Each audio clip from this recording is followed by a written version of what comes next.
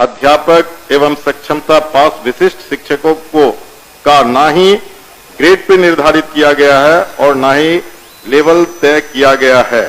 यह पद 7वें वेतन आयोग लागू होने के बाद सृजित किए गए हैं, इसलिए यह पद 7वें वेतन आयोग द्वारा निर्धारित पदों में सम्मिलित नहीं है।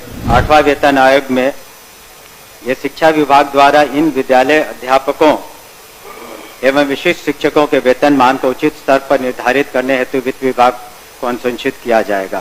सक्षमता परीक्षा पास जो कर जाएंगे शिक्षक, वो राज्यकर्मी होंगे। तो जब राज्यकर्मी होंगे तब फिर क्या औचित्य है कि आप उसको 7वें वेतन के लाभ से अलग रखेंगे?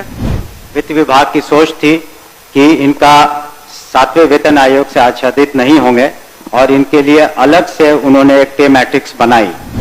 जब वो सरकारी कर्मी आपने घोषित किया है, तब सरकारी कर्मी के बराबर उसके समकक्ष 7वां वेतन क्यों नहीं देना चाहती है, ये हम जानना चाहते हैं। तो अध्यक्ष महोदय, राज्य के सरकारी विभागों में राज्य कर्मियों को अपने पद के अनुसार उसे 7वें वेतन आयोग के तहत मूल वेतन के साथ ग्रेड पे दिया जा रहा है और लेवल भी निर्धारित है, जबकि बीपीएससी टीआर1, बीपीएससी टीआर2, बीपीएससी टीआर3 द्वारा चयनित अध्यापक एवं सक्षमता पास विशिष्ट शिक्षकों को का ना ही ग्रेड पे निर्धारित किया गया है और ना ही लेवल तय किया गया है।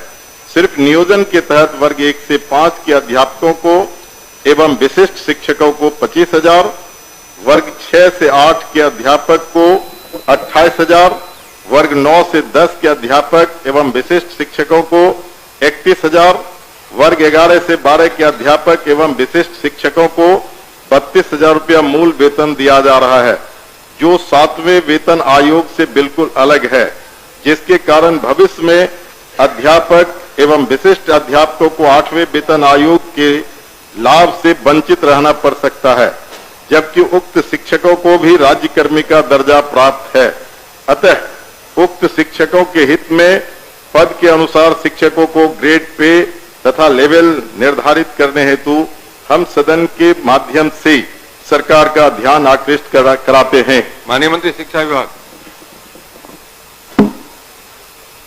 अध्यक्ष महोदय, वस्तु स्थिति यह है कि पंचायती राज संस्थाओं एवं नगर निकाय संस्थाओं द्वारा नियुक्त शिक्षकों को समान कार्य के बदले समान वेतन देने से संबंधित माननीय सर्वोच्च न्यायालय में दायर SLP-C संख्या 20/2018 बिहार सरकार एवं अन्य बनाम बिहार माध्यमिक शिक्षक संघर्ष समिति एवं अन्य के साथ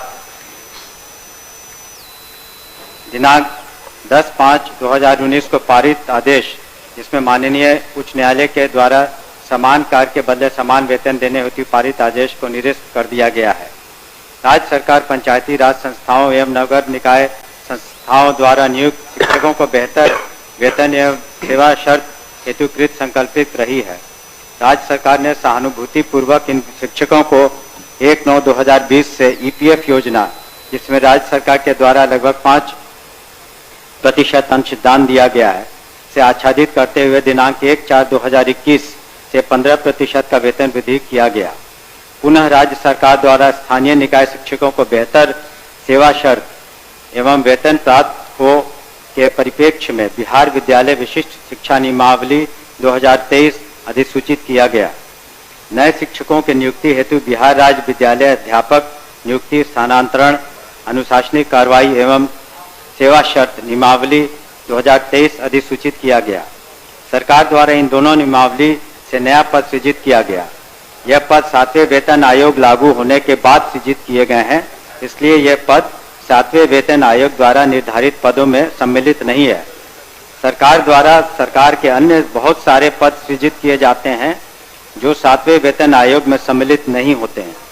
इन दोनों नियमावली के तहत वर्ग 1 से 5 के शिक्षकों को 25,000, वर्ग 6 से 8 के शिक्षकों को 28,000, वर्ग 9 से 10 के शिक्षकों को 31,000 एवं वर्ग 11 से 12 के शिक्षकों को 25,000 प्रारंभिक वेतन निर्धारित करते हुए पे मैट्रिक्स का निर्धारण किया गया। उक्त नियमावली के तहत शिक्षकों को बेहतर प्रोन्नति का लाभ दिया गया। अगले संभावित जो वेतन आयोग 8वां वेतन आयोग में ये शिक्षा विभाग द्वारा इन विद्यालय अध्यापकों एवं विशिष्ट शिक्षकों के वेतन मान को उचित स्तर पर निर्धारित करने हेतु वित्त विभाग को अनुशंसित किया जाएगा। महोदय, मैं पूरे वक्तव्य को मैं सुना। सरकार बीपीएससी का एग्जामिनेशन लेकर के सरकार ने घोषणा किया कि वो राज्यकर्मी होंगे। दूसरी बात की सरकार ने ही घोषणा किया कि सक्षमता परीक्षा पास जो कर जाएंगे शिक्षक वो राज्यकर्मी होंगे। तो जब राज्यकर्मी होंगे तब फिर क्या औचित्य है कि आप उसको 7वें वेतन के लाभ से अलग रखेंगे, उस श्रेणी में नहीं रखेंगे? क्यों उसको राज्यकर्मी का दर्जा देते हुए और राज्यकर्मी की घोषणा करते हुए उस लाभ से सरकार क्यों वंचित रखना चाहती है, ये मैं जानना चाहता हूं। माननीय मंत्री। अध्यक्ष महोदय, इसमें जो विचार विमर्श किया गया वित्त विभाग से, ऐसी बात नहीं है कि सहानुभूति तो पूरी रखी गई। एक और आंकड़ा मैं पढ़ना चाहूंगा सदन के सामने। वर्ष 2003 में जो नियुक्त प्रशिक्षित शिक्षा मित्र थे, प्रारंभ में उनका नियत वेतन प्रति माह था 1500, जो वर्तमान सकल वेतन प्रति माह हो गया 31,340। वर्ष 2006 में नियुक्त पंचायत प्रखंड नगर शिक्षक थे 5000, उनका वर्तमान सकल वेतन प्रति माह हो गया 29,410। वर्ष 2010 में नियुक्त पंचायत प्रखंड नगर शिक्षक 7000 था वेतनमान, तो उनका हो गया आज के दिन में 29,410। वर्ष 2013 में नियुक्त पंचायत प्रखंड नगर शिक्षक 10,000 थे, उनका आज के दिन में 29,410 सकल वेतन प्रति माह हुआ। ये वित्त विभाग की सोच थी कि इनका 7वें वेतन आयोग से आच्छादित नहीं होंगे और इनके लिए अलग से उन्होंने एक पे मैट्रिक्स बनाई। लेकिन साथ ही हमने ये भी कहा कि भविष्य में जब 8th पे कमीशन लागू होगा तो उसमें फिटमेंट कमेटी बैठती है और फिटमेंट कमेटी जिस श्रेणी में ये फिट करेंगे उसमें उनको आच्छादित करेंगे। धन्यवाद महोदय। जो सरकार के द्वारा वक्तव्य फिर दोबारा दिया गया, ये पुरानी बात को दोहराई गई कि जब नियोजन इकाई कई नियोजन इकाई थी, आपने 23 में उस तमाम नियोजन इकाई को भंग कर दिया। अब जिला स्तर पर नियोजन इकाई आपने गठित कर दिया, जितने जिला है उतने ही नियोजन इकाई है।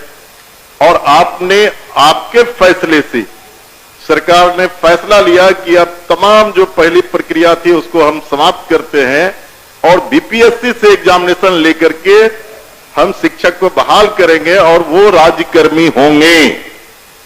दूसरा, इस सरकार से हम लोग बात कर रहे थे कि जो पुराने तरीके से पंचायत से, प्रखंड से, जिला परिषद से जिन शिक्षकों को नियोजित किया गया उनको आप सरकारी कर्मी घोषित कीजिए। सरकार ने एक फैसला लिया, सक्षमता परीक्षा जो पास करेगा वो सरकारी कर्मी होंगे।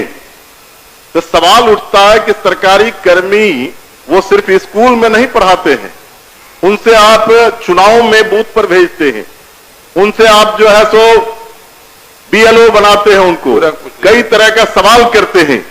जब वो सरकारी कर्मी आपने घोषित किया है तब सरकारी कर्मी के बराबर उसके समकक्ष 7वां वेतन क्यों नहीं देना चाहती है, ये हम जानना चाहते हैं। तो नहीं, उनका कहना है कि वो पुराना जो बताया 4000 था, 2000 था, 3000 था। दूसरी बार खड़े होकर बोले तो नहीं जवाब सर अध्यक्ष महोदय, जब ये पूरा मामला वित्त विभाग में गया, वित्त विभाग इसमें सारी निर्णय लेता है। पे मैट्रिक्स उन्होंने नया किया और कहा कि ये 7वें वेतन आयोग से आच्छादित नहीं होंगे। और दूसरी बात ये भी है, हम इस बात को स्वीकार कर रहे हैं कि भविष्य में जब 8th पे कमीशन का इन्होंने बात उठाई है, तो जब भी पे कमीशन केंद्र सरकार के द्वारा जब वो लागू होता है तो यहाँ बिहार में भी फिटमेंट कमेटी बैठती है और फिटमेंट कमेटी के अनुसार उस वक्त इसमें जिसमें करेंगे हम लोग अनुशंसा करेंगे। लेकिन अंतोगत्वा इन सभी मामलों में वित्त विभाग अपने वित्तीय प्रबंधन के तहत ही अंतिम फैसला देता है, जिसको सभी को स्वीकार करना पड़ता है। धन्यवाद। हो गया आपका। नहीं तीन सर लोग अपने- सर आप और नहीं, खड़े होने हैं। सर ठीक है, वो लोग पूछेंगे, लेकिन नहीं, कितने लोग मेरा पूछेंगे? मेरा आखिरी मेरा सबमिशन है सर, सप्लीमेंट्री मेरा ये है कि वित्त विभाग से सारी प्रक्रिया को पूरा करते हुए तब आपने बीपीएससी का एग्जामिनेशन लिया और तब आपने राज्यकर्मी का दर्जा दिया, तो साथ बात तो में वही घूम फिर के आ रहे हैं आप। साथ में वेतन का आप लाभ उसे क्यों नहीं देना चाहते? ये सरकार एक लास्ट करते हैं सर, मैं हो एक गया। एक ही बात तो आप बोल रहे हैं, बोलिए। अध्यक्ष,